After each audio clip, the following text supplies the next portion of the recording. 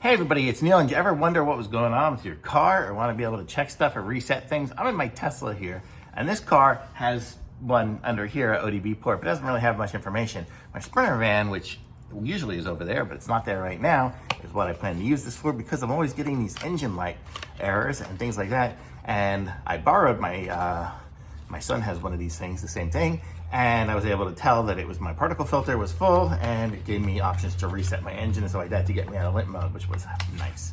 Okay, so this is what we have here.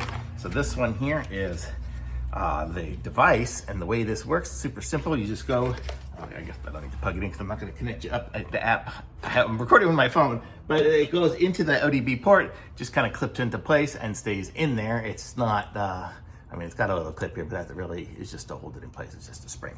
And then, so then once you have it in place in your car, you have an app that you can use.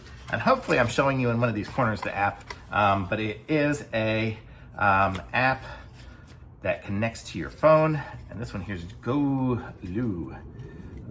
Always good to go. And this model is the ODB2 DS200. Boy, I can't open those. Oh, it's backwards, that's why. So you've got the app, and then in the app, you're able to do certain things and stuff like that. So it's just pretty straightforward there. So I can just go in there, and I was able to go and check different settings and things like that. So it was kind of cool to be able to do that.